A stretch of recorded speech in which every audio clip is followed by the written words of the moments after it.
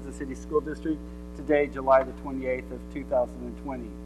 Again, today we're meeting at the North Kansas City High School auditorium, which is a different site than we normally do for two opportunities. One, again, so that we can have an ability to have additional social distancing, and then also so that we can have audience members in a larger setting address the Board of Education.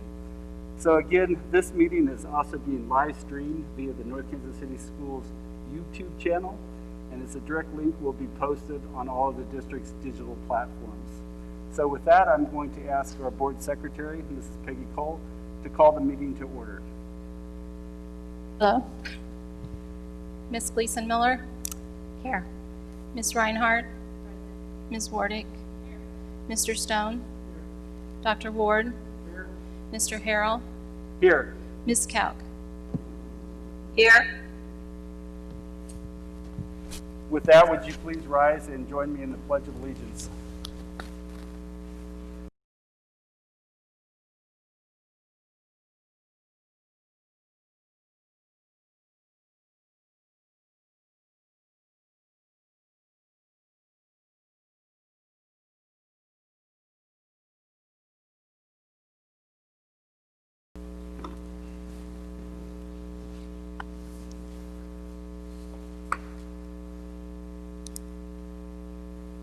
Again, we have just taken roll call, and with that, we have the opportunity this afternoon to have visitors' comments.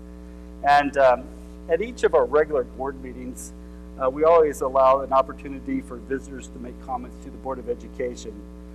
But tonight, patrons who would like to wish the Board of Education were asked to contact the Board Secretary, Peggy Cole, by last Friday afternoon, July the 24th by 5 p.m.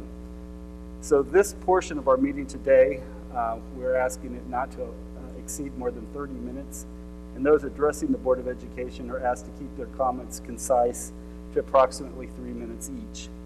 And it's my understanding that we have 3 individuals who have asked to speak this afternoon. The first being Esther Fairbanks. Are you in the audience, please?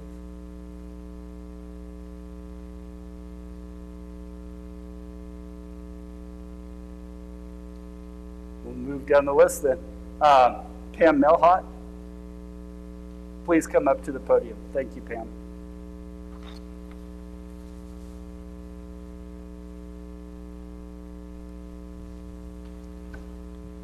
Thank you. I want to thank you for giving me the opportunity to speak today.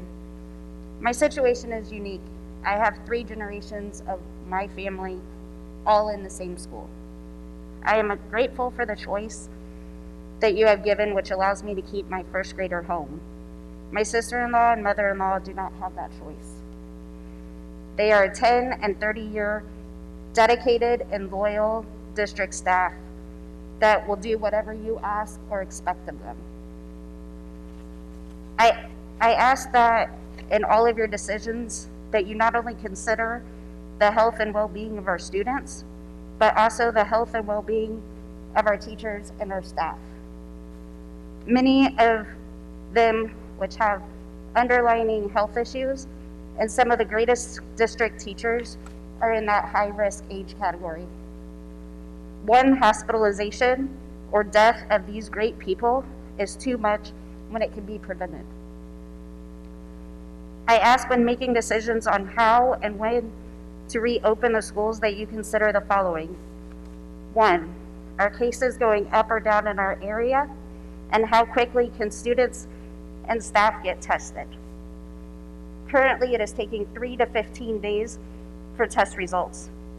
This makes isolating and quarantining not only students, but teachers and staff impossible. 2, how can we socially distance kids in classrooms that do not have enough room to do so? And how is that safe for anyone in those schools or classes?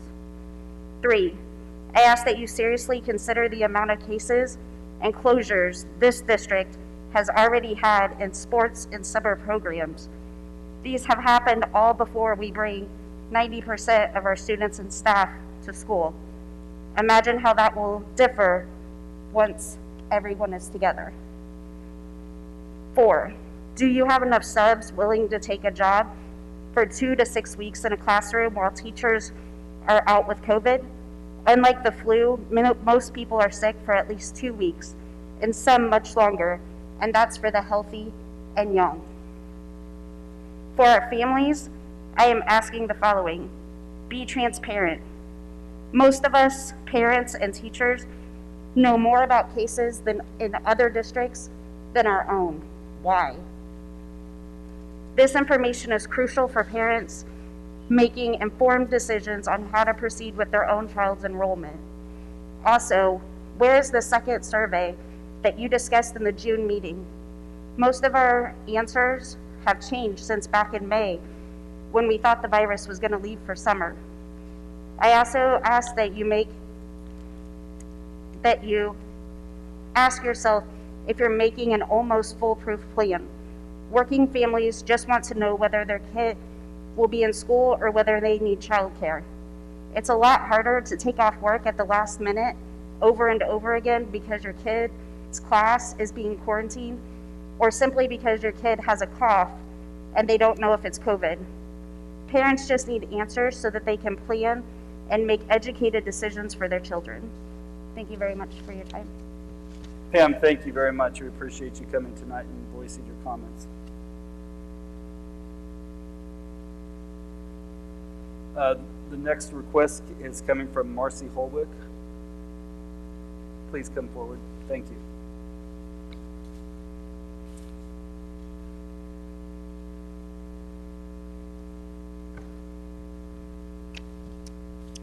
Good afternoon, and thank you for this opportunity. I appreciate and second Pam's comments. Pam's comments align somewhat with those I will make as well. I am a recent retiree from the North Kansas City School District. My husband is a graduate of Oak Park High School many years ago, and our daughter graduated from Winnetonka High School. So we have a long history and a lot of respect for this district. I'm free of concerns about myself for returning to school in the fall since I'm a retiree.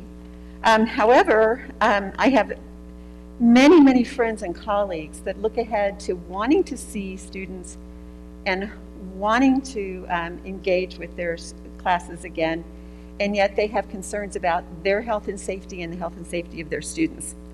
So when given this opportunity, I polled my colleagues and asked them, what would you have me say? 2 out of 71 responded, oh, let's go, let's get back to school. 40 plus expressed just tremendous amount of fear about what may be coming. Their concerns roughly went into 3 categories. The day-to-day minutia of being in a school in a COVID condition, the overall efficacy of instruction in a situation like this, and their concerns about levels of communication from the school district. So let's take those in order. First, the day-to-day concerns of face-to-face interactions with students. And these are all comments from teachers, current employees, who will be returning in the fall. Several teachers commented about being concerned about enforcement of masks. Will that really be enforced? We can all say it will be enforced, but what exactly happens in a school building? Lots of decisions have to be made when you're dealing with young adults and children, and sometimes something as simple as a hard and fast rule is much more complex than it appears on the surface. So I think we would all say masks would be required. However, can that really always happen? The teacher who brought this up also stated further concerns about being in district meetings recently, in buildings recently, and seeing colleagues not masked. So that heightened this person's concern about whether or not we're preparing now for that kind of behavior even ourselves. The next teacher was a second grade teacher, and her concerns were about social distancing, her class, she sees 23 students on her roster and looks at her classroom and sees no way to socially distance safely anything more than 15. So perhaps, those numbers will come down. It's not the first day of school. However, if we look around this room, we see that we are made safer from one another by not only wearing masks, but also by establishing a social distance of at least 6 feet. Based on what teachers are seeing in terms of what their rosters look like, they don't see any way they're going to be able to social distance appropriately at either 3 or 6 feet within the footprints of their room with the rosters that they are seeing right now. Again, lots changes between now and the 24th. However, I think that our students deserve what we have today, this level of safety, and I think we would all agree with that we all want both social distance and masking as ways to keep one another safe. So I'm hopeful that the board is particularly cognizant of those kinds of ideas. That came up again and again when teachers knew that I was going to be here today. There was one other award-winning teacher in terms of the whole idea of efficacy who wrote of her. She's a young teacher. She loves what she does. She's just full of energy, so excited, misses her students so much, wants so much to get back, and yet she's terribly concerned about how effective she can be in a setting where there's social distancing, there's barriers, there's masks. It can be hard to connect to some students, the students who need us the most. It can be hard to connect to them heart to heart. It's really hard to do that whenever there's so many other barriers in place. So, that just adds to the emotional worry that teachers have, because we feel like we feel love and affection for our kids, and we want the best for them in our classrooms. So, many teachers are starting that whole process of feeling guilty before school year's even started, because they don't feel they're going to be able to do what they can do best. We all know that none of us would have chosen this. We're all doing our best. As we look at the external motivators that motivate kids to do their best, at least at the upper level, middle school and high school, many of those external motivators will be muted, if not completely removed, since sports, music, band, theater, and those kinds of things won't be in place to motivate students at the level that they would in a non-COVID setting. So it can be hard for a student to find a why. If there are decisions that we can make now to hasten our return in a healthier way so students can get a full experience, then I think all teachers would support that. One of the things that Pam mentioned was a concern about overall communication. And, I would be happy to talk with anyone offline individually about this, but many teachers have expressed concern about, they understand that there's a lot changing, but they have not felt that they have been in the loop. They have not felt that they have been cared for. They have not felt that their level of concern and their level of passion about their profession has been returned by their employer. Not across the board, certainly, but in many teachers. And we're all just feeling a lot of pressure now. So, that's certainly part of the issue here. But I think it's worthwhile to ensure that we are caring for one another. And teachers are what make it happen in a school. And we need you to take care of us, too. We care deeply. And we would like to know that our emotional investments as well as our physical investments are protected and respected.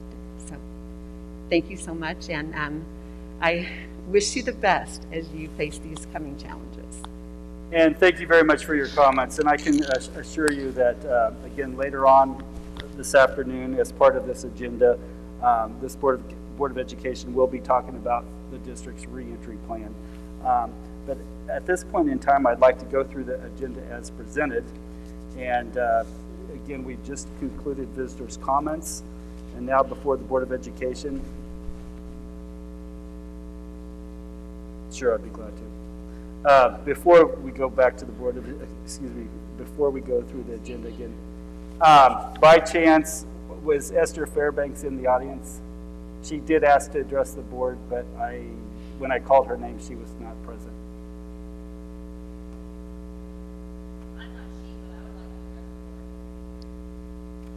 Well, at this point in time, I'm going to say that we would really need to stick to our process, and we had requested that anybody who did want to address the Board of Education to contact the board secretary prior to last Friday evening. Again, we don't want to exclude anybody, but nevertheless, at this point in time, to keep our meeting intact and to be able to discuss the issues that you want us to discuss as a board, we need to really stay to our agenda.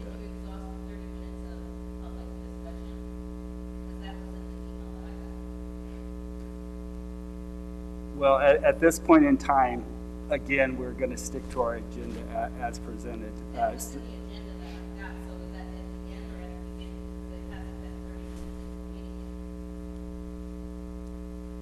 Again, just to be able to keep continuity in our meeting, we'd prefer to go on. So with that being said, can we actually look at our agenda? And the agenda is before you. And could we get a motion to approve the agenda as presented? Approval of the agenda as presented.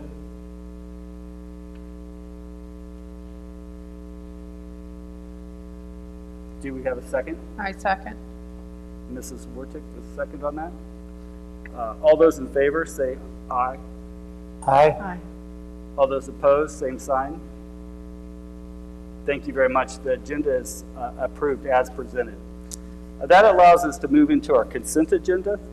And there's numerous items that are on our consent agenda. And we'll ask for approval of that in just 1 second. But at this point in time, do we have a treasurer's report? We do. So Dr. Terry Ward will present the treasurer's report. Normally, we move the approval and then have the discussion, but if you'd like for me to go ahead, I will. The treasurer's report was distributed, and at this point, the outcome for the year runs according to plan. We have had the income is at 99.7%. The expenditures are just over 97%. So we are moving through the year. We have moved through the year as planned. However, we got some, I don't know what to call them, curveballs, I guess, from the state on the 30th of June, 0 hour after everything else had happened. Amongst them, one of them is there's a question mark in that there was withholding because of inadequate revenues, but the inadequate revenues are caused by the fact that they diverted or deferred the collection of income tax until the filings on July 15th, which is obviously after June 30. So the expectation is that the July 15 collections will probably make up for the April 15 shortfall, but because of state statute, they withheld part of the payment because they didn't have the revenues collected yet. So there's going to be a shortfall in revenue collections in July based on a timing issue.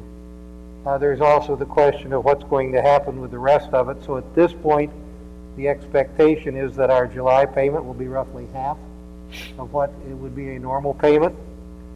At this point, we are still on track to go through the year. If indeed they go back to 100% level for the rest of the year, that'll have a less than 4% impact on us.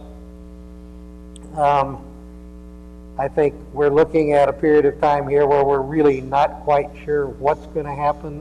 We don't know what the revenue collections are going to look like for the rest of the year. I say the year, I'm talking the state's fiscal year, which is a June 30 year end. So we don't know what's going to happen with those. We do have the challenge with the Children's Trust Fund, Classroom Trust Fund, as to what the collections will look like going forward, where we have built in an assumption of about 4% reduction in revenues. They've already announced 3.5%. They're looking at, if they continue in the path they're on, another 2.3, which would leave us at 94.2% collections, which is below the 96% that we were counting on, and would leave us a small shortfall, but not a severe one.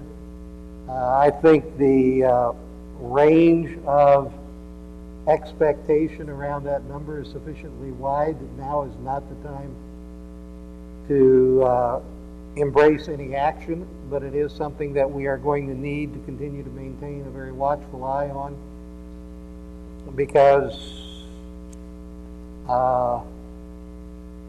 many things on the horizon are not favorable.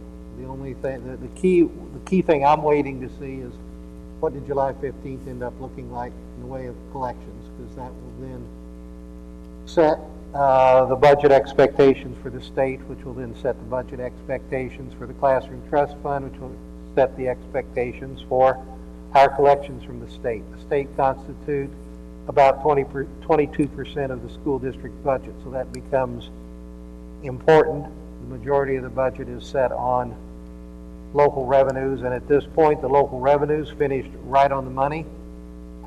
We did the collections, and so that's where it is. So those, the Treasury report, it's built around some uncertainty, reasonably favorable outcomes so far, but touch of anxiety going forward. And Mr. Fritz and I would be more than happy to answer any questions the board has. Are there any questions for Dr. Ward on the Treasurer's report? No. Dr. Ward, thank you very much for your report. You're welcome. At this point in time, then can I get a motion to approve the consent agenda? I move to approve the consent agenda as presented. Second. I second. This is Jan. We have a motion to approve it. We have a second. All those in favor say aye. Aye. Aye. Same. Any opposed? Same sign. Thank you. And again, Dr. Ward, thank you for your Treasurer's report. Moving through the agenda, we have one additional item. It's a consent item for separate.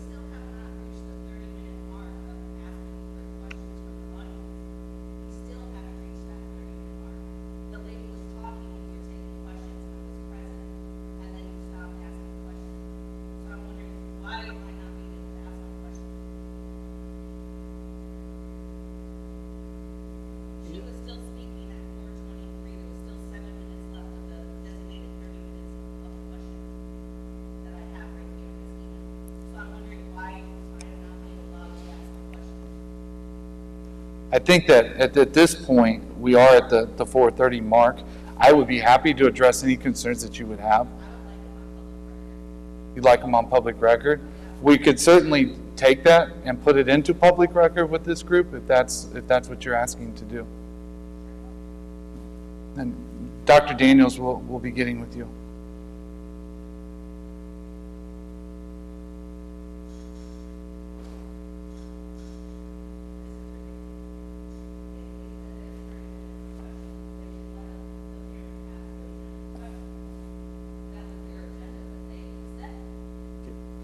So they're going to lie about that. What else will they lie about? Keeping our kids safe?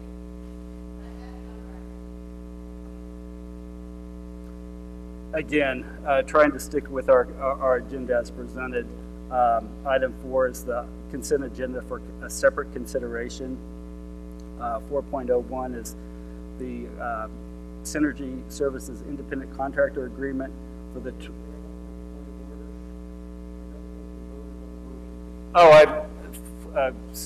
let me backtrack. Say that again to me, please, and I follow you. As a point of order, I believe we need to vote on the motion to approve the consent agenda before moving on to 4.01. We did, Oh, did we? yes. Okay, I apologize. Okay. I am sorry again. We certainly have an agenda here. We're certainly trying to follow it. We certainly have a lot of important business. And again, I'm just trying to stick to our agenda so that we can get to the business that you want us to talk about. Again, I think we're at, again, the consent agenda for separate consideration. We have the contract for the Synergy Services Independent Contractor Agreement.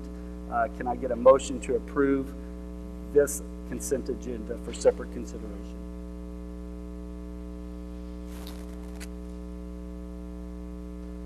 So moved to approve the 4.01 consent agenda for separate consideration. Thank you, Mrs. Wartek. A second from Dr. Ward. Thank you. All those in favor, please say aye. Aye. Any opposed? And any abstentions? Jan Calc abstain. One abstention. Thank you. Okay, this allows us to move forward now to our new business. And before us tonight, we have a resolution for the sale of general obligation improvement bonds, Series 2020, which were the direct results of our election from June the 2nd. Again, we have Dr. Clemens and Mr. Matt Fritz. I'll turn it over to you, Dr. Clemens. Thank you, Mr. Harrell. We appreciate that. We're pretty excited tonight to have Matt here. I'm sharing some exciting news about our previous $155 million bond issue that our community did an outstanding job in supporting. So I'll turn it over to Matt and have him share the news. Thank you, Dr. Clemens and Board of Education. As you know, we had the competitive sale for the bond issuance this morning. The resolution that is before you is to approve that bond issuance. Just to give some history, back in June, the public overwhelmingly supported this issuance of $155 million in bonds to build new facilities and upgrade some of our current facilities. Today, during the bond sale, we had a competitive sale for $95 million of the total $155 million. That $95 million represents our initial cash flow needs for the projects that we will go over later when we give you the bond update, the spending that we'll have. Today's bid process, with the help of our financial advisor, Piper Sandler, and our bond counsel, Gilmore and Bell, we had a competitive bid process for our bond sale today. We had 8 firms bidding on our bonds, and we ended up with a lowest true interest cost from Raymond James and Associates. You may remember that name. They were the ones that gave us the lowest true interest cost back in 2016. And that lowest true interest cost was 1.66%, so which is a very good deal in this market. So with that, I would turn it back to the Board of Education for any questions and to approve the resolution contained in board docs.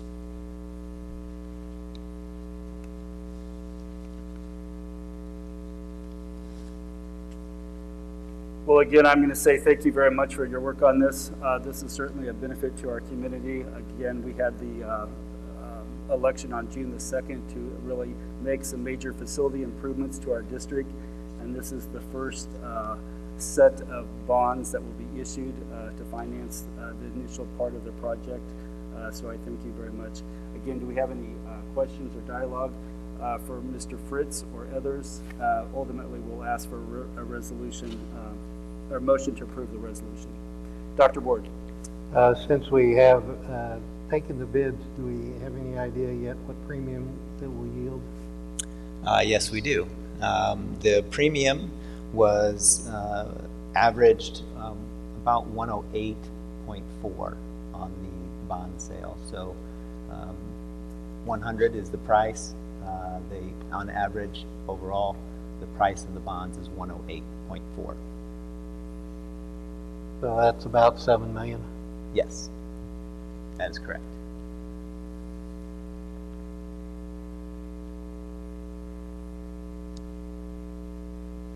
Any additional questions? If not, could I get a motion to approve the resolution? I move approval of the resolution as presented for consideration by the board. Second. I guess probably that should have been said in the plural because there are a number of resolutions in there. So we have a motion, it's been seconded. All those in favor of approving the resolution as presented, please say aye. Aye. Any opposed? Motion passes. Thank you very much. Thank you. Again, moving on to new business, 5.02, we have the suspension of a portion of board policies GCBDA and GDBDA related to COVID-19. With that, I believe we have, again, Superintendent Dr. Dan Clemens and our legal counsel, Mr. Stephen Book. Yeah, we can. My button. We have a couple policies we'd like consideration for the Board of Education to suspend during COVID that allow us to continue to proceed and support our employees. So I'd turn it over to Steve to kind of share the details. Sure, thank you. What we are asking the board to consider with this suspension of just this portion of two different policies, and the policies are the short-term leave policies. One is for professional staff and one is for support staff. But the short-term medical leave program is a program that allows employees under certain conditions to borrow paid leave days. And what we would like, part of the eligibility requirement to be eligible to use the short-term leave program is to have been employed with the school district for 1 calendar year. What we are asking the board to do is move to suspend the portion of the policy that requires employment for 1 year, so that the short-term leave program would be available to all employees. We believe that it would be potentially beneficial to make sure that our first-year employees are also able to access the short-term medical leave program, particularly during this pandemic.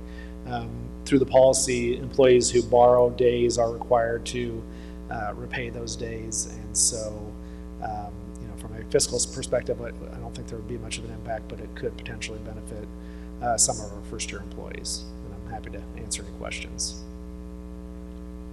And I should say this would only be effective, during the pandemic, and then once it is over and the state of emergency is over, we would go back to the 1 year eligibility period.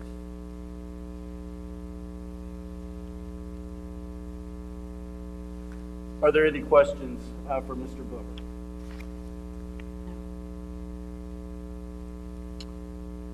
Could I entertain a motion to suspend a portion of the policy as Mr. Book described? So moved. Do we have a motion? Do we have a second? Second. Thank you very much. We have a motion, we have a second. Again, all of those board members in favor of suspending a portion of the board policies as described, please say aye. Aye. Any opposed? Passes. Thank you very much. Okay, moving on to the superintendent, again, Board of Education report and discussion. We were at 6.01, board policy BBFA-1, board member conflict of interest in financial disclosure. Again, I believe Mr. Book is also taking that item. Yep, I think I have the next couple.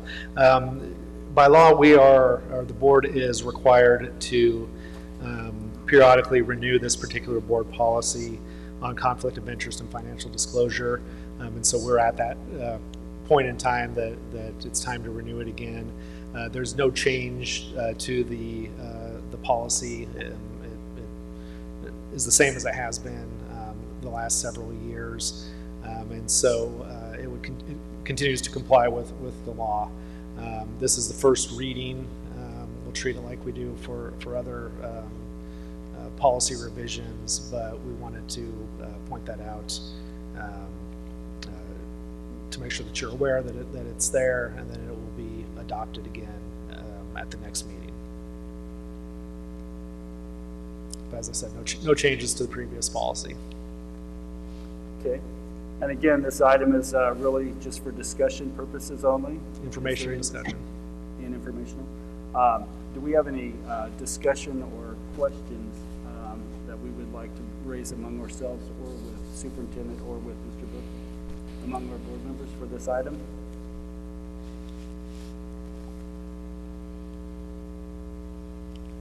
Okay, thank you, Mr. Book. We can move on to 6.02. And again, this is a review of board policy updates, BDA board meetings, BBE school board vacancies, BHA board training and development, DJF purchasing, FED selection of construction manager at risk, FEF, which is construction contracts, IC academic calendar, JFCL A+ schools, JHG reporting and investigating child abuse and neglect, and JO for student records. Mr. Book, would you like to lead us through that discussion, please? Certainly, and this is our more traditional policy adoption process. And these are policy revisions that have been recommended by MSBA and have been through our internal review process at the administrative level. And so many of the changes are to comply with changes in the law or to provide some clarity on certain policies. I do note that as I look through the policies, I don't think there is a draft of the revisions for BDA, which is board meetings. I can tell you that the only change is that it currently says that our business meeting is the second Tuesday of every month, and we're simply changing that to the fourth Tuesday of every month to make sure that we're compliant with our current practice. But I'm happy to entertain any questions about any of the policy revisions. Again, this will be the first reading, and then certainly can consider any questions, and then we'll come back next month to ask that they be approved. Thank you, Mr. Book. Is there any questions or comments to Mr. Book or to any other board members on the policies Mr. Book just described? Hearing none, thank you very much. Again, this is the first reading, and they will come back to us. Yes, thank you. Appreciate that. It's now time for item 6.03, which is the reentry plan for our students for the upcoming school year. And with that, I'm going to turn it over to Dr. Dan Clemens, our superintendent of schools. Thank you, Mr. Harrell. I think this is the moment that we've been waiting to talk about, and I appreciate the comments that were given today from our visitors, and I want you to know that we are listening to all comments and trying to continue to improve. That communication piece was one that Mr. Guest, our NEA president, and I was just discussing yesterday. How can I do a better job of communicating? And we'll certainly take that challenge and do better. I'm wondering if using teacher emails right now is not the most effective way, because that seems to be the way I've been trying to push things out. So we'll take a look at every opportunity and work towards making that happen. I'd like to start by saying a big thank you to our cabinet who started this work on March 13th. The day spring break started, we got the news that things are most likely going to change for us. And I'd like to personally say thank you to them for never stop reporting to central office, and I'm impressed with their commitment to try to make great things happen for all of us. But certainly the thanks won't stop there. Our food service employees, our transportation employees, our technology employees that acted unselfishly last spring as we continue to provide services for the kids that were online and needed those resources. I'd like to say a quick thank you to the teachers that changed at a moment's notice last year from going to seeing their kids face-to-face to doing virtual education. We really had a big win during that time, and I know our kids and our families appreciated it.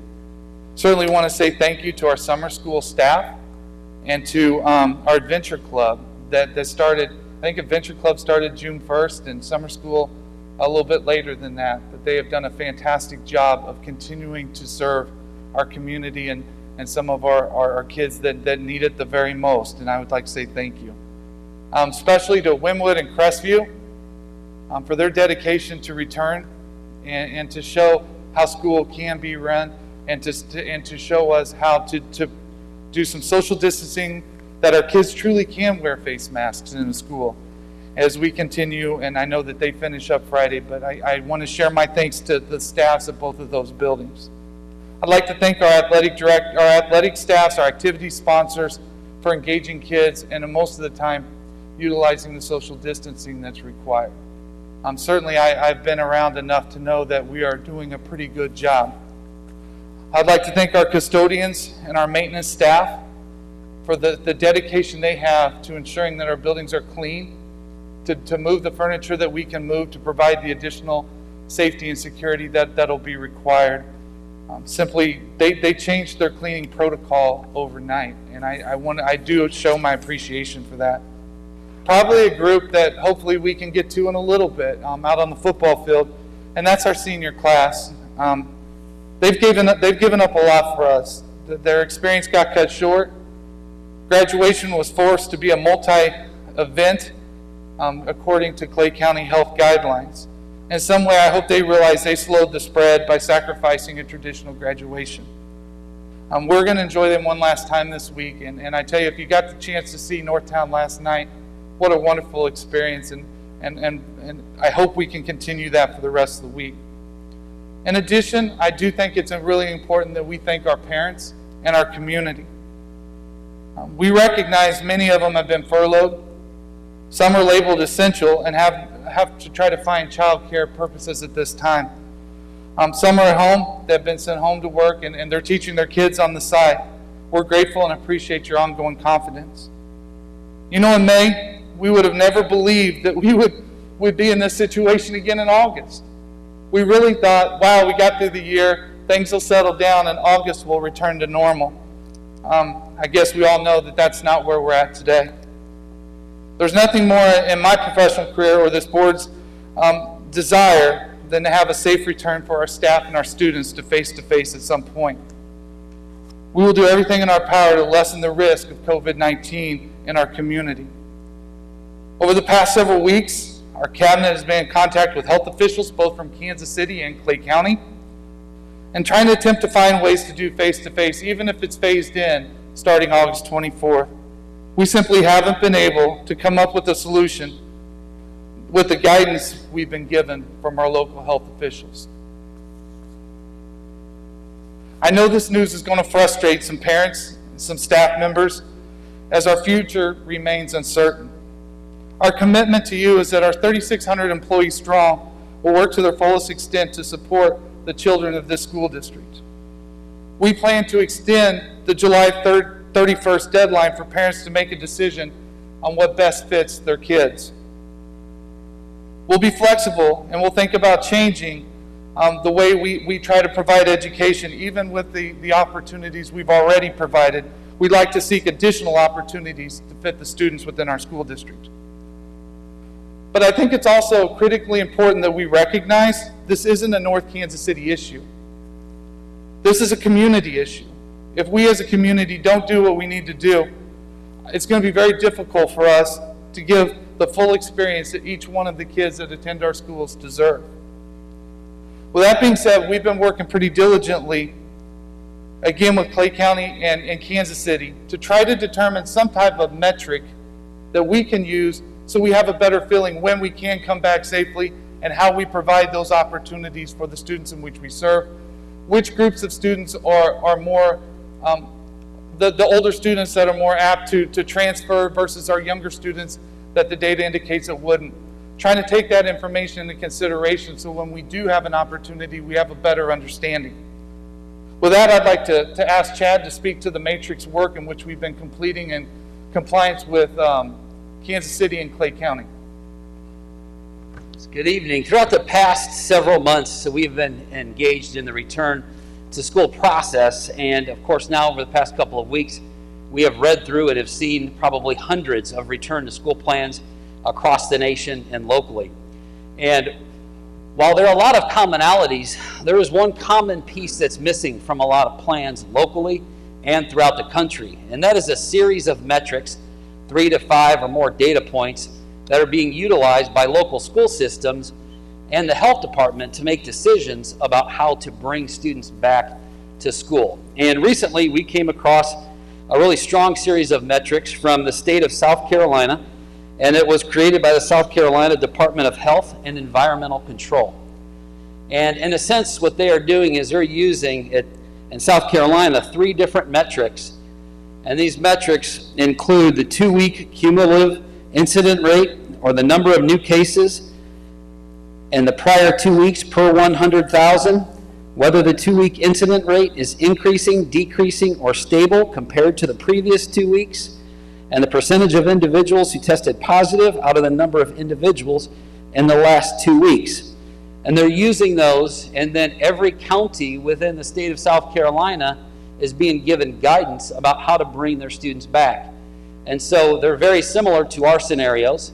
Some of the guidance, depending on transmission rates within the community, might require schools within a county to go full virtual, or maybe a hybrid model, or maybe a lower capacity, such as a 25%, or all students are welcome back because of the low transmission rates in the community. So we took these metrics, we shared them with our local health officials, Dr. Adiga and Dr. Belshi at North Kansas City Hospital, Liberty Hospital. Dr. Adiga's background is in epidemiology, so he provided some guidance and feedback to us as well. And then we also have had opportunities to talk to Gary Zabarak with Clay County and Dr. Archer as well from the city of Kansas City, and share these metrics and have conversations as well. And so we received really good feedback with regards to the metrics. We did add we of course added their feedback, and are also thinking about how we can collect 2-week incident rates by age group as well, of just not our students within the community, to closely monitor transmission rates of different age groups. And then also just reiterating the importance of quality data and staying very well connected to our health departments. And so through that collaboration, and when we look at where we're at today in terms of transmission and these metrics within Clay County, and of course part of Clay County includes Kansas City as well, so we've got to look at things in a couple of different ways. All the more reason it's important for us to partner with both Gary and Dr. Archer, is that if it was today, and utilizing these metrics in collaboration with Dr. Archer and Gary from Clay County, it would look as if we bring our elementary students back in pre-K through 5, but then our 6th grade through high school would come back in scenario 2. So scenario 1 for elementary, and scenario 2 for our grades 6 through 12. And in a sense, what some of this is based on, when you think about different scenarios at different age groups, there was just a research study, the largest one so far in South Korea, about transmission rates. And for those students that are over the age of 10, seem to transmit it at higher rates, more like adults than children under 10. And in talking to both Dr. Archer and Gary, they confirmed that their numbers, they're seeing the exact same thing, very, very low transmission rates with our younger students. So in terms of levels of risk, the levels of risk at the younger grades is lower right now than the risk of some of our students that are older, maybe in grades 6 and above. And so our scenario 2, which is at 50% capacity, would dramatically lower class sizes, allow for increased physical distancing in all of our secondary classrooms, in addition to the required mask mandate, in addition to the disinfecting and frequent hand washing that we have built into the plan as well. And so the way that we envision this working, of course, is to continuously look at this data. I look at this every day. All of us look at this every day. But we will always collaborate with both health officials within Clay County and Kansas City, and always follow their guidance as we make decisions. Thank you, Dr. Sutton. And with that in place, we have been visiting with Mayor Lucas. We've been visiting with the Kansas City health official, Dr. Archer. And we believe at this time it would be in the best interest of our school district to not start until after Labor Day, and then to continue to monitor the positive cases within our community and adjust the plan as Chad said. Now, I know this is going to have huge impacts, and I think it's critically important before I would ask you to vote that I share with you some of the impacts that need consideration. I think that it's important for CTTN to pull back together and look at working conditions for our teachers if we delay the start of school for 2 weeks. What's that look like? How can we make sure we're communicating better as an administrative team and utilize Paul to do the same through CTTN? We're not asking to forgive teacher work days. What we're asking to do is to see how they could look differently so that everyone can be in a comfortable situation moving forward. This is going to have a little bit of an impact on our Wynwood Crestview schedule, as they have 2 more days. Let's see, Wednesday, Thursday, Friday, I believe, and then they'll finish. I would be asking that this board let them finish their week. I think we have the appropriate safety measures in place for them to go ahead and finish their 3 days. But I would not ask that they come back early. I would ask that they return to school on September 8th with the rest of our student population. I think this has an impact on many of the calendars, the work calendars for our transportation department, our food service employees, you name it, it's going to impact their calendar. And I'd like to have some time with Dr. Gaddy to review those calendars and to give you an update at your board retreat. I think this has an impact on our budget cuts as well. As you know, we have a $123 million shortfall in the state of Missouri right now. And this will give us a better opportunity to adjust some of that as we move forward. I think that the recent guidance on mass communication about individual cases is important to bring up at this time. I worked with Gary Zobrock with the Clay County Health Department and asked to set up a portal on our webpage to start identifying positive cases within North Kansas City schools. I want to be transparent. Believe me, there's nothing at this district or board table that is trying to hide something. It was made clear to me that if I report any type of COVID cases, because the numbers are so low in Clay County and particularly within this school district, I want to make sure I get this right, I would be imposing on privacy rights of individuals within our community. So I just want to be very careful, because I know some other school districts are reporting that information, and I'm sorry, but we've been told that we would be violating personal rights of our individual students or employees if we release that information. I asked even if I could do it by school, and they said if you only have 1 or 2 cases, it will be identifiable. And so those are some of the reasons why our district hasn't been able to do that. But let me rest assured that at any point that we have a student within a class, the entire class, if someone's been exposed, whoever was exposed will be notified immediately. But at this point, we'll keep it to who's been exposed or who was in the class or who was around type notifications moving forward. With this, I think I would like to finally say, if the board would approve this, we would like to start our communications tomorrow, and we'll do everything we can to work with our teachers and our other employee groups to make sure that they have the best information possible. So, Mr. Harrell, at this point, I would be asking for the board to consider taking action to delay the start of the school year, the 2021 school year, until September 8th.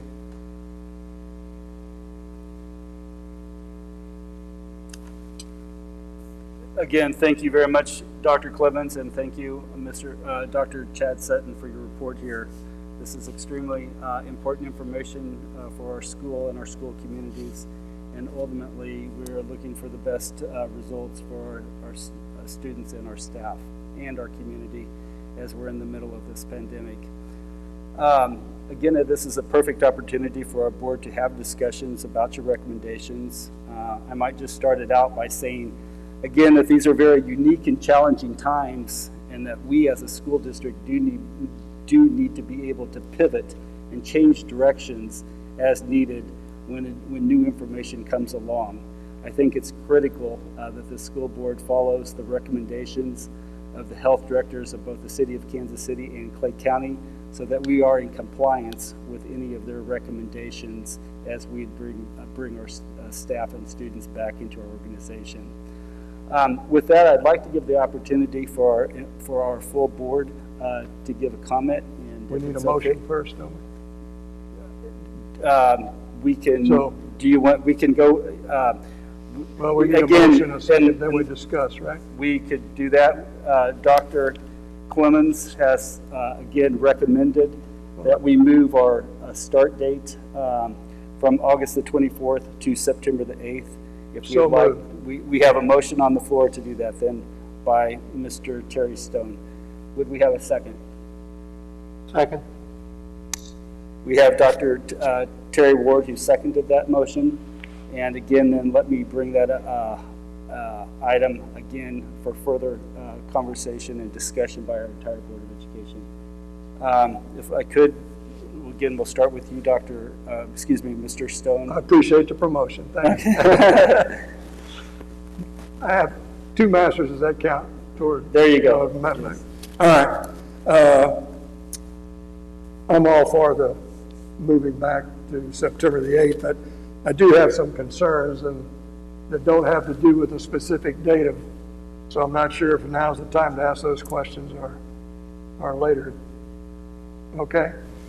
Well, my concerns about reopening whenever we decide to do it. I share one of our presenters, or maybe a couple of our presenters' concerns about the guidelines being followed by both staff and students. What surprised me is I think we have a better chance of the younger kids following the guidelines than we do middle schoolers and high schoolers, based on my observation of things I've seen this summer. So one of my concerns is, in order to make this thing work, there kind of needs to be a universal agreement or a decree that goes out throughout the land that says, here are the consequences if you do not follow the guidelines. And they need to be transparent out front. Kids know about them, staff knows about them, parents know about them, and they understand if you ask a child to put their mask over their nose, if they don't have it over their nose, they might as well not have it on, right, in terms of what we know medically. So here's what's going to happen to you. We might just ask you the first time, you tend to kind of want to be cavalier about it, you're out of here for whatever amount of time, because we can't risk what you're doing, the risk you're putting the other kids and staff in. So do we have, last time I talked to administrators, that had not been settled. So my question is there a set of guidelines that staff, all the way classified, certificated, do they understand, ready to enforce the guidelines, and what are the consequences if they, and that goes for staff as well, by the way, if they don't follow the guidelines. And I've seen that happen already, so I'm assuming we're going to have to do it. So is there anything been done along those lines? Well, I think the easiest thing is we are going to have a blended model. There are going to be an opportunity for our students to move to online if they're refusing to wear a mask, and there's no health reasons why they shouldn't be wearing a mask, then I think we would require them to move to the online portion of our offerings. Okay, thank you. The other thing I'm not quite clear on yet is what is the, I don't know whether it's a rule or a guideline, but it's something we're going to say they have to do. So around masks in the building. Now my assumption has been, and if it's a false assumption, let me know, that research has told us there's a 6-foot thing where big droplets kind of come out and fall. So that's the social distancing deal. There's also, that's why you have the mask and the 6 feet. I've also read and heard that there is some concern that there are lighter droplets that kind of come out and they kind of hang in the air for 10 or 15 minutes. So based on that, my assumption has been that mask will be, when you walk in the door, you will put on your mask. The only time you will take off your mask is to eat. That it won't be, hey, there's nobody near me right now, so I can take it off, because you really don't know who's going to turn the corner and walk right by you 5 minutes later, or walk by where you've been 5 minutes later. So yeah, our docs are telling us that the requirement of masks, which we were the first school district in the metro to require masks, is key to lowering the transmission rate. Children's Mercy is indicating that Rule Young with our students is more of a 3 foot than 6 foot if you are wearing a mask that catches the drops. With the younger kids? For all kids. All kids. Okay. So what I would tell you is that we will be using every safety precaution that we can if we get a chance to go back to school. Okay, but if we do, the mask will be... Absolutely. We've already purchased them. They're ready to go. We have them in the warehouse, I believe. I don't see Perry out there. Chad shaking his head, yes. We have plenty of masks for our students and staff. So just so I'm clear, so administration building, administrators that say at a high school, they're more than 6 feet apart, nobody around, they're still going to keep their mask on.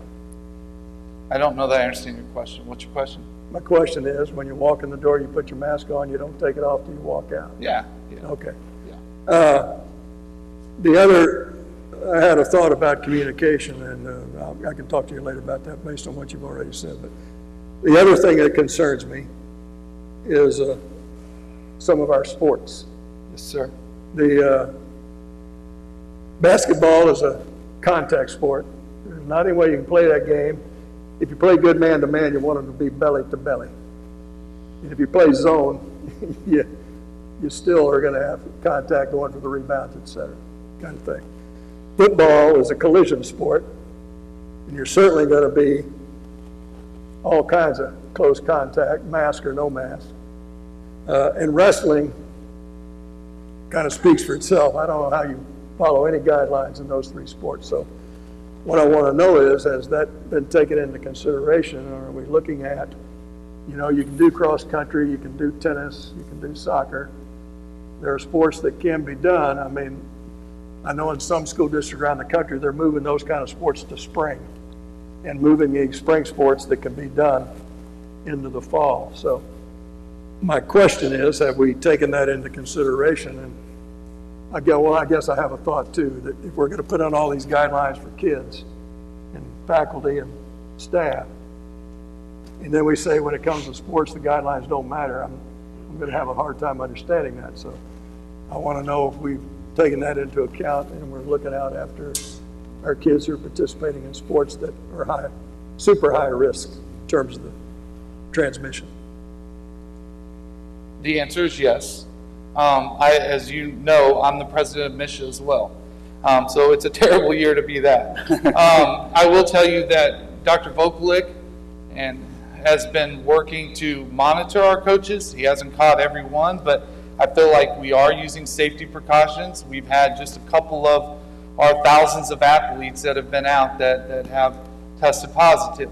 I will also say that he is trying to purchase specialized face gear, face masks for those athletes to keep the sweat drops, the spit, all of that from transferring from athlete to athlete. In addition, I have requested from MISHA's executive director to delay the start of fall sports for Class 5 and Class 6A schools, our largest schools within the state of Missouri, because I do believe that in more suburban, urban areas, the rate of transfer or the rate of cases is higher than they are throughout some of the rural parts of Missouri. He is working on that piece right now with the executive county director in St. Louis, asking them not to start till after Labor Day. My hopes is that all the major suburban, urban areas will come together and delay things until the numbers are a little bit more appropriate.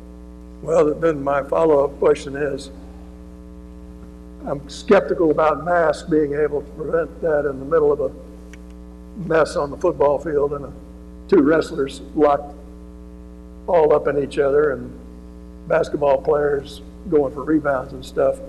But even if that's possible, what do we do when we run into a team that can't afford those kind of masks and we're playing against them? Yeah, those are all things we're going to have to continue to look into. I would have to defer to Casey or Dr. Vokulik on some of these points. I do know MISHA has some pretty good guidelines that they put in place as well. In terms of forfeits, if you have positive cases within programs and such. Again, I would say just one comment that certainly we want to keep our student athletes safe. We want to keep our coaches safe. We want to keep our staff safe. The one difference with athletic programs that isn't in the conversation with school is that athletics is 100% participation, voluntary, whereas our schools are more of a requirement for our students to attend. I know that's just a slight difference, but we also want to make sure that we give kids the appropriate safety precautions, social distancing, guidance, and then see where we end with that. And then if it doesn't work, then obviously we won't be able to have those types of programs.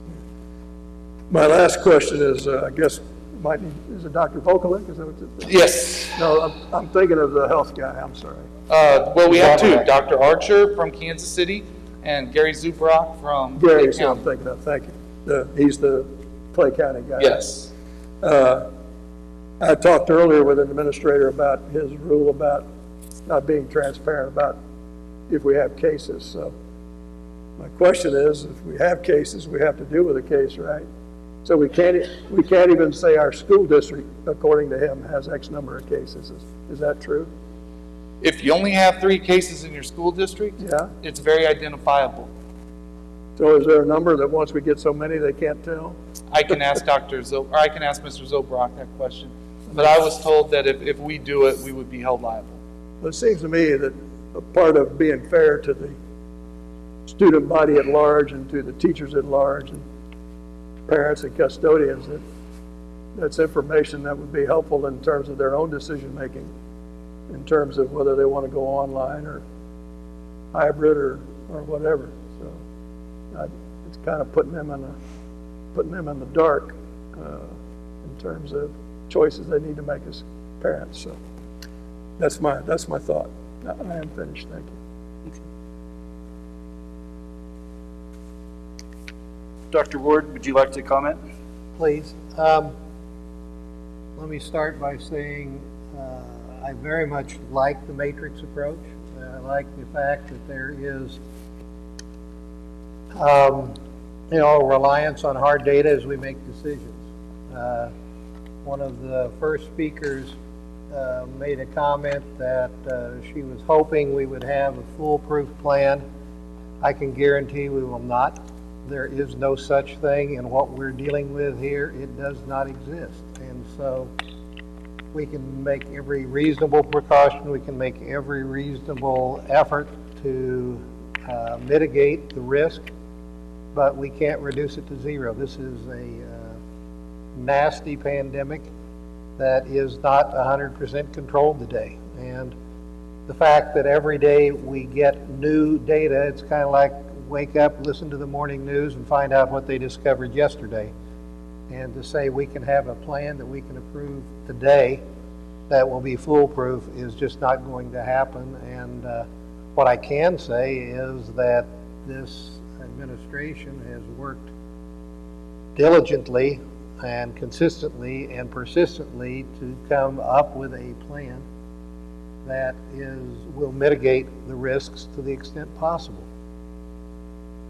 I think one of the challenges is there is no clear answer. Any choice we make will have applause and detractors. And so I think, I'm sorry, but that's just a given. And so we've all got to weigh in our own way, the alternatives and the relative situation. I do have grave concerns about risks that we're placing on anyone, whether that's a student, an adult, a teacher, a parent, by reopening. But this board is also charged with figuring out how to educate every student and give them the best possible education we can within the resources we have and the constraints that are imposed on us. And so there's the crux, in my mind at least, of the balance that has to be struck in what we do. One of the things that is a anxiety point for me is the fact that I think most teachers, if not all teachers I've talked to, would say that teaching face-to-face provides a better, a more likely good outcome in the educational process. I spent 6 years teaching at the graduate level, mostly online, some of it face-to-face, and they are different. There are some special students that excel in online learning. There are some students that are challenged massively with online learning. And so there is no one teaching method that is guaranteed to provide the best result. But I think experience would suggest that face-to-face has better odds than online when you take the student body as a whole. So I think there is some bias on my part in wanting to return to face-to-face education as soon as it can be accomplished safely and respectfully. I'm heartened by the reports I've gotten from the administration on outcomes from our year-round schools where we've returned students at, I'm going to call it full loading. In other words, it's not a summer school where it's a light loading, but rather full loading to the extent that students came back and to the extent that we were able to see the results, and they have been favorable for students and for the adults involved. But there is a huge value on relationships as part of the educational process. I'm concerned with the drops that we've seen in the reported child abuse cases. I think it's caused by lack of contact and lack of observation. And I do not believe there's been a 54% decline in child abuse over the last 2 months. I can't get there. I'm sorry. I wish it were true. I think it is probably not true, and I think probably the truth is the other direction, not that direction. So I worry about the safety of our children when there is nobody monitoring their safety, and I think there is an issue there. I don't have a solution. I'm just identifying things that are causing me anxiety. I think the idea, the first time I'd heard it, of asking that class 5 and 6 not return, I think is an excellent idea. I think it goes to some of the realities we have in Missouri, that the number of cases in many of our rural counties are extraordinarily small, whereas class 5 and 6 are basically our large metropolitan areas, and that's where the occurrences are much higher. And so in alignment with the matrix, it does the same thing and says where it's more under control, let's loosen it up a little bit. Where it's less under control, let's keep it tight. And so I applaud that and think that's like I said, I think that's a good suggestion. I would also point out that when we're talking about MISHA, that's the High School Activities Association. So I'm assuming, as we've seen many times, that also would apply to music programs. It would apply to debate programs. It would apply to performance of many kinds, all under the auspices of MISHA. And so, and those are areas where there's also been anxiety about transmission. So I think that's there. I would make a comment. I'd be remiss as board treasurer to say any blended model we use will increase our costs over everybody back or everybody at home. Because of the blended model, you have to do basically everything you would have to do if you sent students back to school, and everything you'd have to do to keep them at home. So at this point, our budget does not address that increase in costs. And so that's a pressure on our budget that would be there if we go to a blended model. And I raise that because my personal assessment is a blended model is our most likely solution. And so I'm just recognizing, and with that, there will probably have to be other adjustments made to the district budget to get it balanced if we go with a blended model. And it's the decisions we're going to have to make and the calls we're going to have to make. The additional cleaning and everything are additional costs that aren't fully rolled into the budget. One thing, because of my concern about getting students back in school, I would encourage the administration, unless the COVID continues to expand uncontrollably, I guess, to get us back into school on September 8th. And if we're not in a position that we can go back face to face, then I would suggest we consider going back all online. That by the same token, holding our students out of school is not respecting their need for education or our obligation to provide it. And so I would ask that serious consideration be given to a all online model, I guess, whatever you call that. Option 4, I guess, on our matrix. If we don't feel that we can appropriately go back with options 2 or 3 or 1, then I think we probably need to make a selection of option 4 and get going. We did it successfully. As I said, it's not the perfect answer for every student, but it's probably a better answer than nothing. And so I would encourage our adherence to starting school on September 8th, if at all possible. Those would be my comments. Thank you very much. And again, this is an extremely important topic, and so that we have time for all of our board members to speak, can we switch it to the other side of the table and ask Carrie Gleason-Miller if you have some comments, and then we'll work it back around. I do have a question about the teachers in the classroom. As far as I know that we've got masks and we've got additional sanitation equipment available. If teachers don't feel, if they feel that they need further protection in their classroom, or if they feel like they need to provide more safety, how is that a cost that they're responsible for?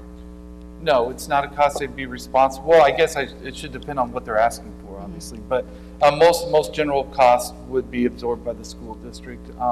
Dr. Evans's team, his operations team, is stockpiling things. Our warehouse is stockpiling things. We believe we have most everything that someone's going to need. If it's an accommodation that they're requesting, we'd ask them to meet with our human resources team and Dr. Gaddy, as she's willing to sort through that and make sure that we provide the appropriate accommodations for staff. I know that that's been an issue that's been raised to me a few times, and I've seen it a few times, so that's obviously important. And then, I just wanted to comment that, as we've been making this decision and as we've been going through this process, I have a son who is 4 years old, and he's pre-K at Belle Prairie this year, and we're very excited about that. And I've got a 8th grader and an 11th grader, so certainly the concerns that have been made are top of mind in my household. And so as we make this decision on a district-wide basis, it's certainly in my house, in my heart, and in my family. So it's very important to me on a lot of different levels. I have a sister who works at Briarcliff, and she is high risk, and so the concern even extends beyond just my children. But I do appreciate the emails that we've received, the comments that we've received. They've been kind, they've been respectful, they've been courteous. To maintain that level of respect and courtesy in such an emotional time is very commendable, and we've read every single email that's come to us and taken them very seriously and close to our heart. And I just want to make sure everybody is very aware of that and very cognizant of how important that is to all of us. Thank you. Jane Reinhardt. Thank you. I have difficulty talking through all this. I guess again, thank you to everybody for all the hard work, the emails, the emotion. I mean, this is a very difficult time for everybody. Nobody wants to put teachers at risk, staff at risk, children at risk. I mean, no one wants to do that. And yet we are, as Dr. Ward said, under an obligation to see that we can educate these children to the best of our ability. So, obviously we're concerned about whether teachers get options for being able to do virtual versus not. I mean, is that going to be through each individual school, or it's like, this is it? Dr. Evans, or Sutton, are you still in here? The question is about options for virtual school. I could probably answer it, but I may mess it up, so go ahead if you will. Okay. Yeah, in terms of virtual, we're still the deadline for our families to let us know is July 31st, but as Dr. Clemens said, we're going to extend that. So it really will be based on numbers and what we can do.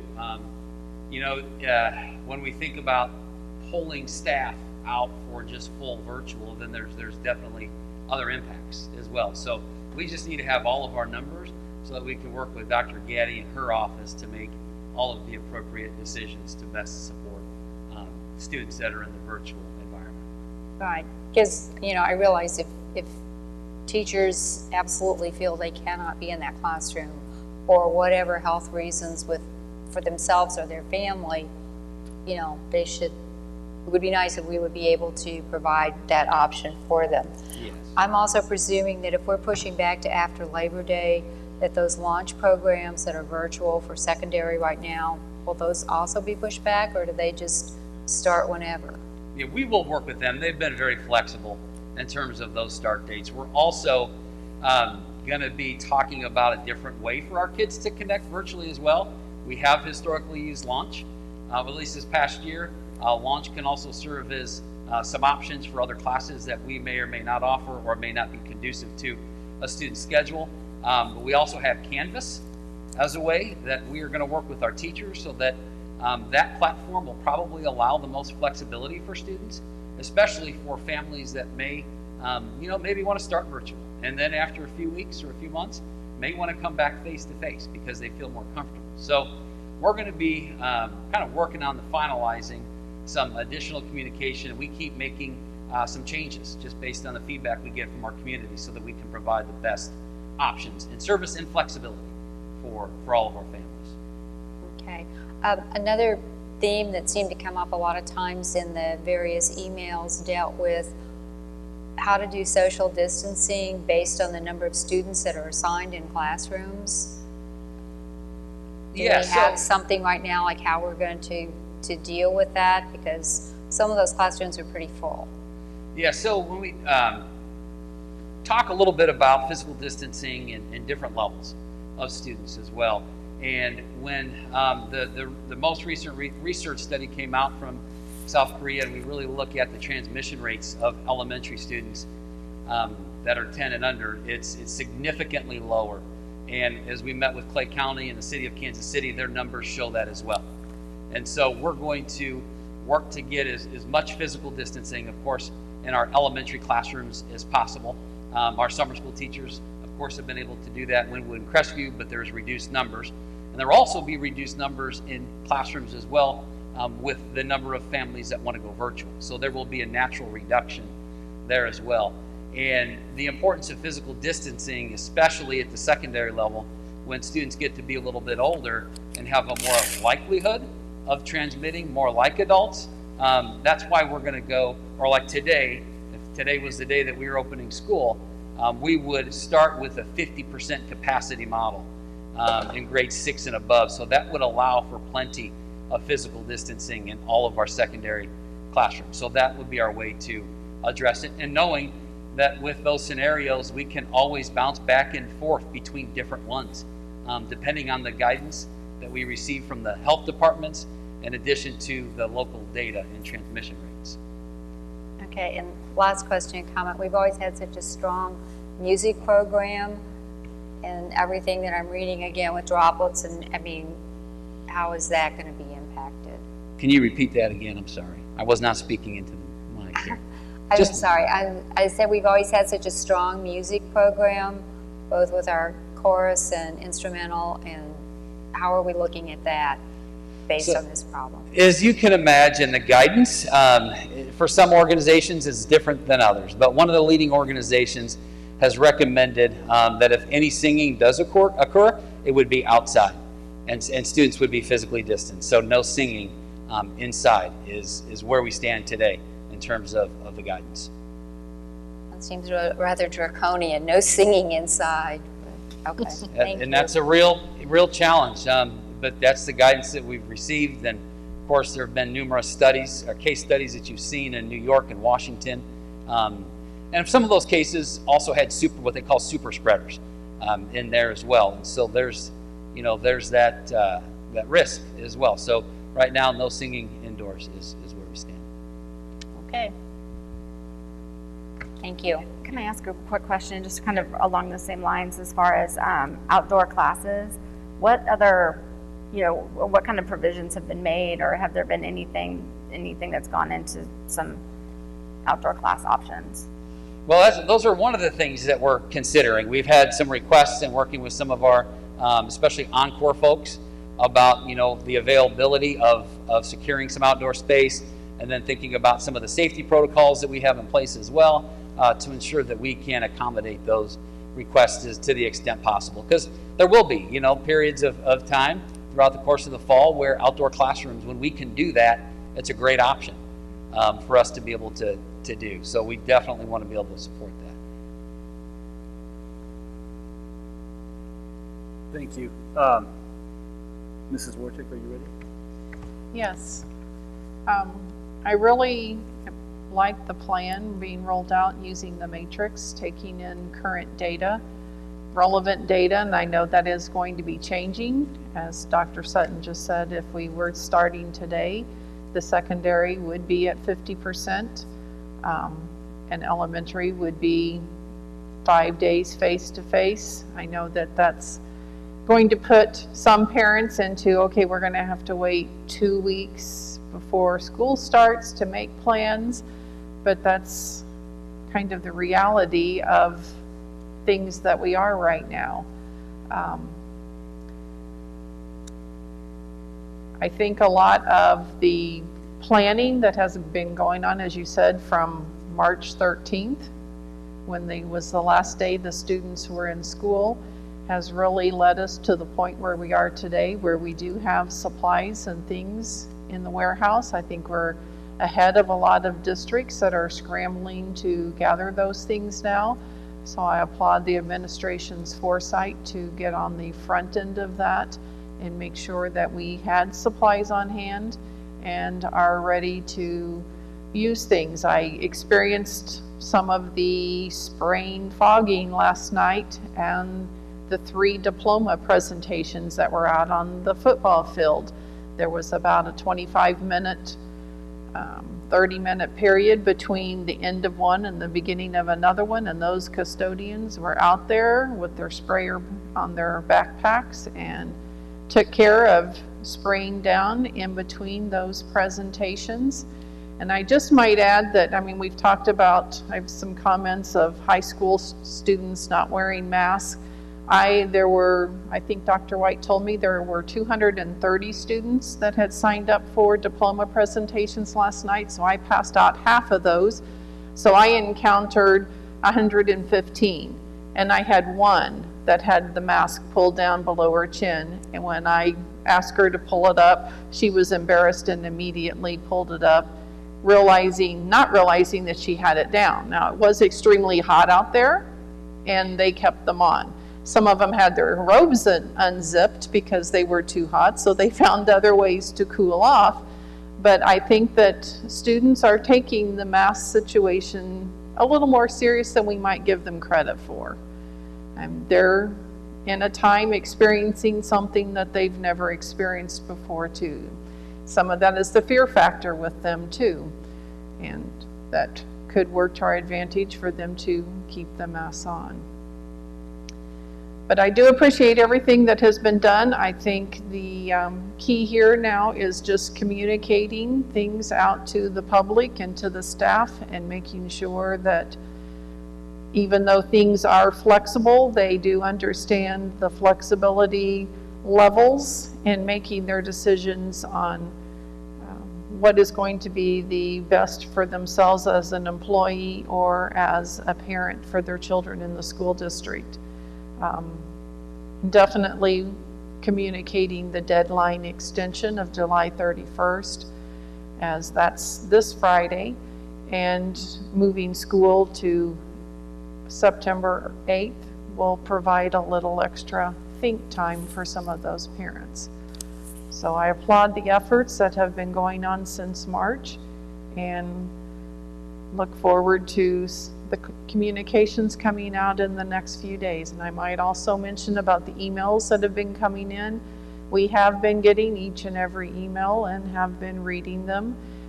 Mrs. Kalk has been kind of our spokesperson in responding so that we're not all responding and knowing who's what's doing. So we kind of delegate that to her, but she does confer with us and speaks for us when she answers those emails.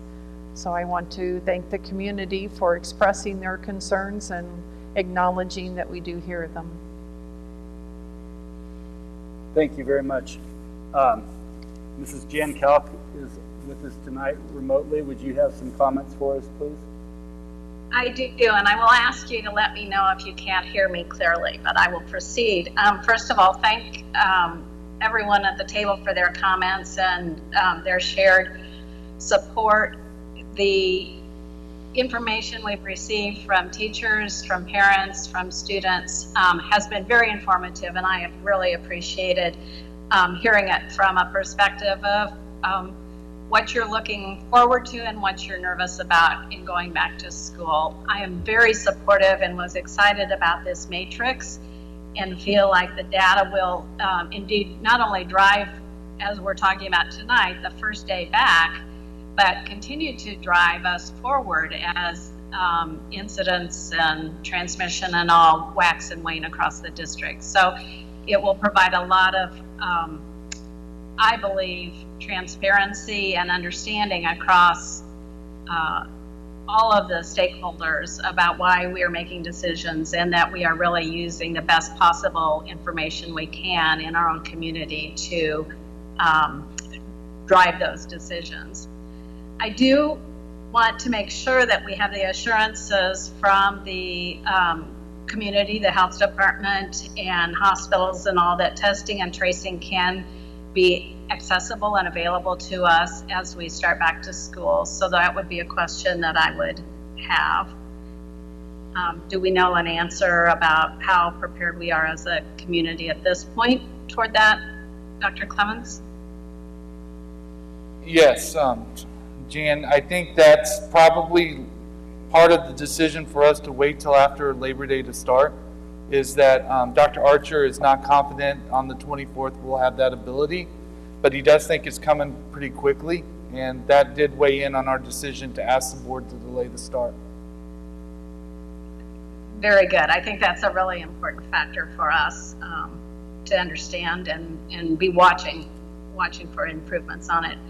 I'm also very pleased about the potential delay, as we still have a vote today, but I think the opportunity to hone in on our virtual learning opportunities through Canvas and continue to expand those options are really important for us to help get right. I think in the long run, it'll alleviate some stress amongst their teachers and parents if we can offer and be a little bit more prepared for that.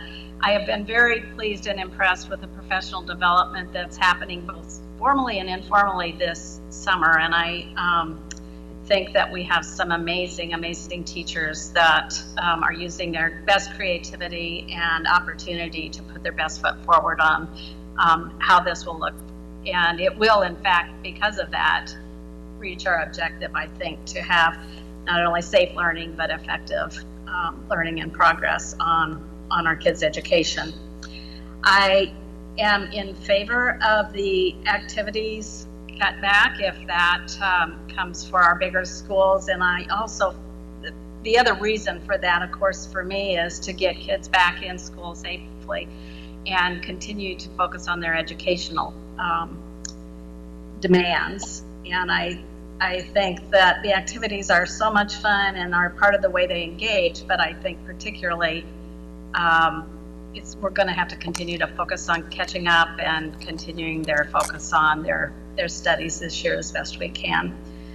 Again, and then I think the other comment I would just bring to mind, appreciate how important communication is, and if we can have some timelines provided as when we are going to be continuing to make announcements and when future meetings are going to be, we will work very, very hard that the community is aware of those and has those in hand, as well as our internal staff, so that they feel like they can have some stability and finality in where we're going. And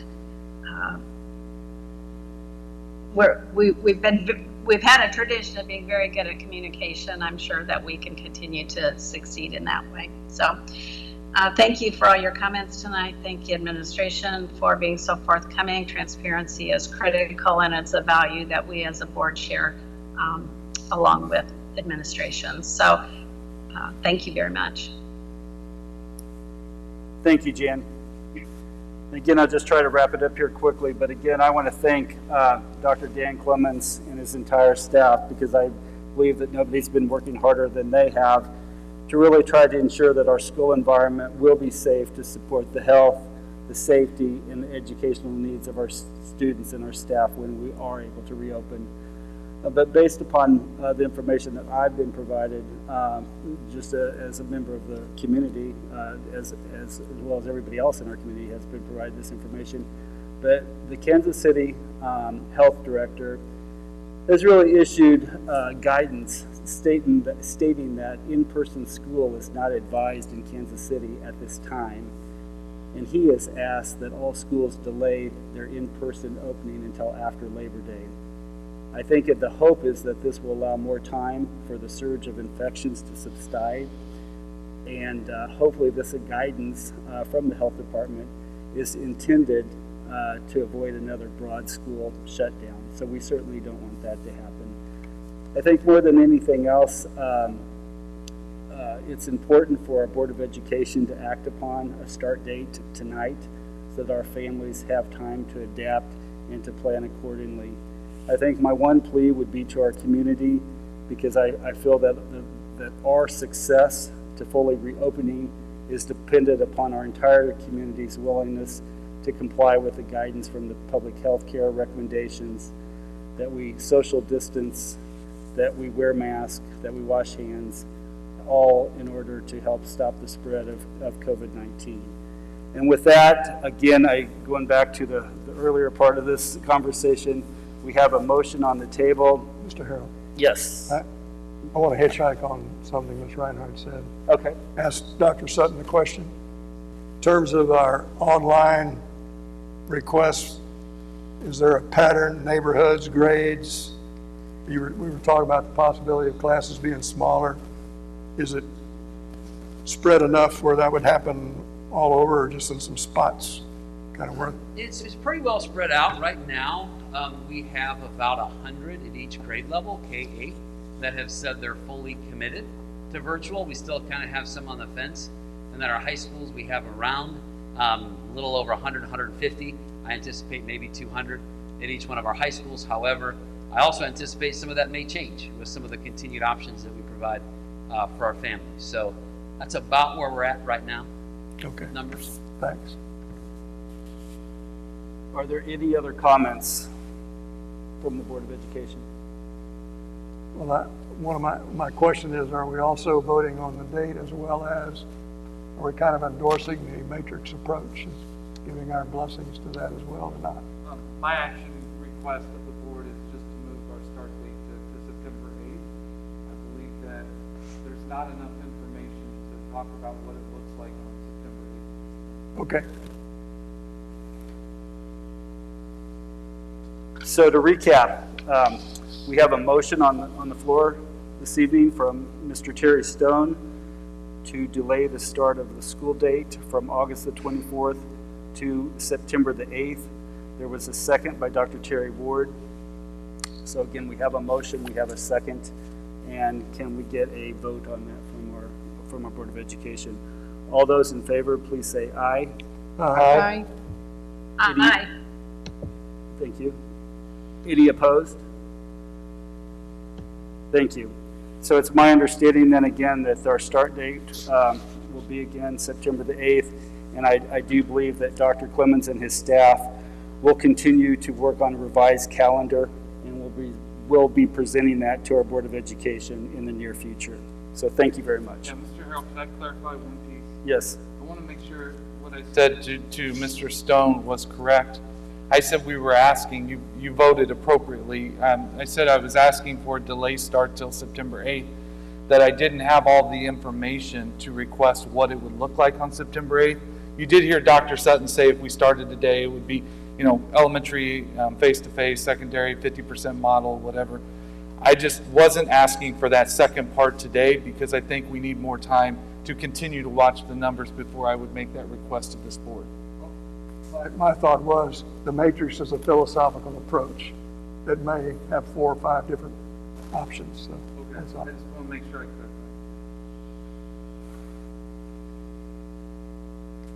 clarify. Okay, again, more than anything else, just stay tuned. Again, this is a critical issue to our community. Again, I do want to ask Dr. Clemens a question. We certainly have our agenda. We're certainly pushing time. I do know that Winnetonka High School is having a graduation at 6 p.m. It's currently 5:47. We've got the superintendent's evaluation on the agenda next. Would you like to go through this at this point in time, or would we want to, as respectful for the Board of Education, be able to spend more time on that during the board retreat? I am good either way, Mr. Harrell. I think you guys have had it since Friday. If you have questions pertaining to any section, I certainly could answer those. I could answer them in great detail through the Friday report, and we could follow up at the retreat. I'm good to do whatever would please the board. And do you want me to give it a shot and see how far we can go, or would you prefer to hold on to it? Mr. Harrell, I would, Okay, that is respectful. Yeah, we can hold it till the board retreat. Okay, and again, the timing of the meeting this evening was critical because again, Winnetonka is holding their graduation celebrations in just a few minutes, so it's important to have this back to school reentry plan discussion, and we certainly wanted to have time for that. Mr. Harrell, we could also do that with the bond update. As we get those monthly, we could roll it into the next month or two. That would be my preference unless there's anybody else who would have any issues. Quickly, 6.06 board liaison reports. Is there anybody that has anything that just has to be said this evening? Okay, thank you very much for helping us manage the time here. We've got our board calendar. I think it's critical that we mention that on August the 5th, the Board of Education has a workshop scheduled. On August the 6th, we have a board retreat for an entire day. Again, and our next regularly scheduled board meeting is August the 25th. But I do expect to continue the conversations that we've had tonight into August the 5th and to the 6th, and we'll be awaiting word from you, Dr. Clemens, on that. And Mr. Harrell, I would just say I'd like to thank everybody for your attendance tonight. I appreciate everybody's attendance tonight, and just know we'll continue to work this plan until we do what we need to do to support the kids of this community and our staff along the same lines. So, Mr. Guest, I'll be trying to connect with you tomorrow to set up some times that we can start working through some of these pieces. Okay, in order to adequately honor the graduating class of Winnetonka High School at 6 p.m., I would like to adjourn this meeting at this time. Thank you.